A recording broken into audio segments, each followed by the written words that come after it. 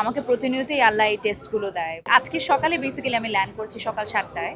তো আমি একটু টায়ার্ড লাগলে প্লিজ আমাকে মাফ করবেন, কারণ ঘুম হয়নি একেবারেই। তো আমার দুবাই হয়ে দেন ঢাকা আসার কথা ছিল। এয়ারপোর্টে যাওয়ার পরেই আমি শুনলাম যে প্রত্যেকটা ফ্লাইটই 2 ঘন্টা 3 ঘন্টা করে পিছিয়ে যাচ্ছে অথবা ক্যান্সেল হয়ে যাচ্ছে। এবং আমার তো এখানে শাকিলকে কমিটমেন্ট দেওয়া আছে, I have to B here. So আমার ইস্তানবুলের পরিবার, আমার ফ্রেন্ডসরা সবাই তাদের ফ্যামিলি বলছিল যে তুমি যেও না, 2-3 দিন থেকে যাও। আমি বললাম না, আমার কমিটমেন্ট করা আছে, I have to go back to Bangladesh. And খুবই লাস্ট মিনিটে আই ওয়াজ ভেরি লাকি। তারপর আমি অন্য একটা এয়ারলাইন্সের টিকিট কেটে দেন আসি এবং অলমোস্ট 6-7 ঘন্টা আই ওয়াজ ইন এয়ারপোর্ট। আমি জানতাম না কি হবে।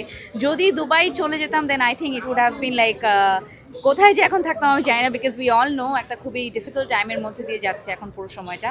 সো আসলে মানুষ একটা কথা বলে না যে তোমার খারাপ সময়ে, তোমার সবচেয়ে কঠিন সময়গুলোতে বোঝা যায় আসলে কে কাছের মানুষ, কে দূরের মানুষ। তো আমাকে প্রতিনিয়তই আল্লাহ এই টেস্টগুলো দেয় এবং আমার কাছে মনে হয় যে মানুষের ভালোবাসার জন্য বিপদ থেকে আল্লাহ আবার উদ্ধারও করবে। আমার কাছে প্রথমে মনে হয়েছিল যে হয়তোবা আমি টেক অফই করতে পারবো না, বাট যেহেতু ইন্টেনশনটা অনেক পিওর এবং আমার মনে হয় যে যারা এই ব্যবসার সাথে জড়িত, ব্যবসাও কিন্তু রিজিক কিন্তু একটা ইন্টেনশন, এটা পুরো জিনিসটাই কিন্তু একটা ভালো লক্ষ্যের জন্য থাকতে হয়। এবং যেহেতু ইন্টেনশনটা ওয়াজ পিওর ছিল, আমার মনে হয় আল্লাহর রহমতে I am here and I am very very happy. আমার মনে হয় এটা এত বছর ধরে 1972 সাল ধরে আছে, এই যে কনসিস্টেন্সিটা, এটাই কিন্তু বলে দেয় যে এদের কাজ কতখানি ভালো।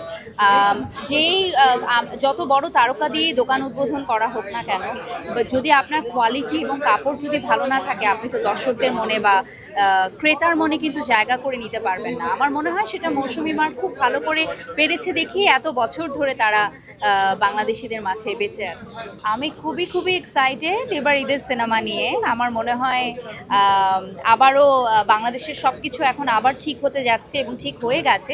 এবং এই সময় যখন আরও নতুন সিনেমা দর্শকদেরকে আরও হলমুখী করবে, রোজার থেকেই তো আসলে আমরা একটা উৎসবমুখর একটা মাইন্ডসেটের মধ্যে চলে যাই এবং সেখান থেকে এখন যখন দেখবো যে আমরা সিনেমা হলেও আবারও দর্শক ফেরত আসছে, এটা তো আসলে আমাদের জন্য অনেক বড় পাওয়া। হোপফুলি সবার যেন ঈদের সিনেমা আসতে থাকে।